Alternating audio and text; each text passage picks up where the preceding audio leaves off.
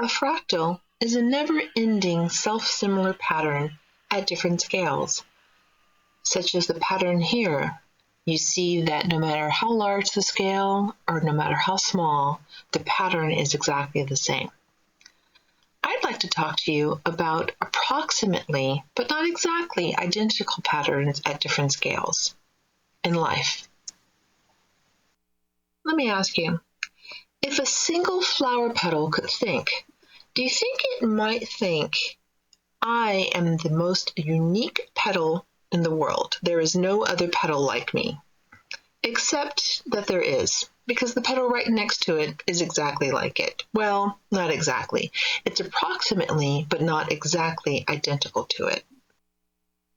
And all of the petals right next to these are approximately, but not identical to each other.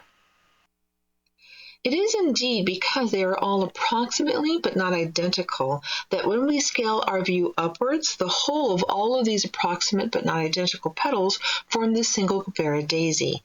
And then this Guevara daisy in turn is similar to but not exactly like any other Guevara daisy.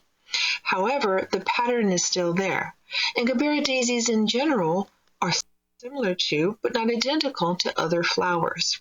The point being that flowers all share a same pattern. They all have petals, they all have stems, they all grow, they're all colorful. In fact, the slight differences are merely in color, sometimes in texture, and sometimes in slight pattern differences.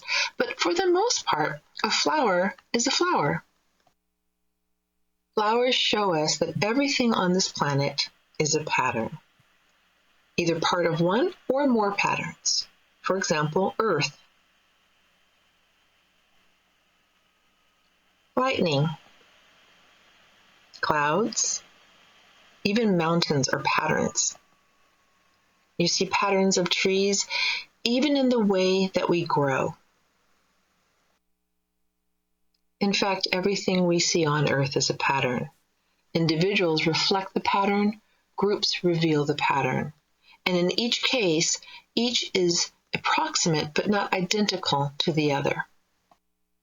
Patterns are similar at the larger scale as they are at the smaller scale. Cells and viruses, blood, and even the structure of our bodies are patterns, approximate but not identical to the patterns that we just saw at the larger scale. Still, what you can see is that from every scale, large to small, patterns exist in the world. So too, the pattern of human life is likewise approximate, but not identical. No matter where we start or end, we are a similar pattern. We love the same. We express our lives in nearly but not exactly the same manner. For example, we celebrate on the small scale. Congratulations, you've just got a new promotion, or Happy New Year's. And likewise, on the larger scale, we celebrate. And we move our bodies the same, whether on the individual scale, dancing on your couch, or in the larger group scale. Across the globe, we do the same activities, and in the same way.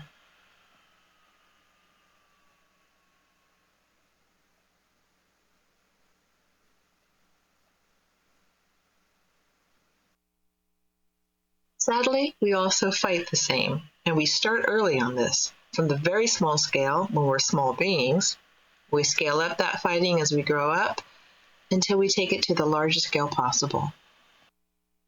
But more importantly, we joy in approximately, but not identically, same ways. Though we are not exact copies, we are infinitely similar in how we live at the largest and smallest scales of humanity. Our lives reflect and reveal the pattern that is human. And the differences that we think are so important are no more important than the different color petals of the same flower. So what does this have to do with math, puzzles, and magic? Well, quite frankly, it has everything to do with it. We are 7.9 billion puzzle pieces all in motion, and we are capable of the kind of magic it would take to fit our puzzled selves together in reflection and revelation of the one pattern that we all are, each other. I think that's pretty easy math. Thank you.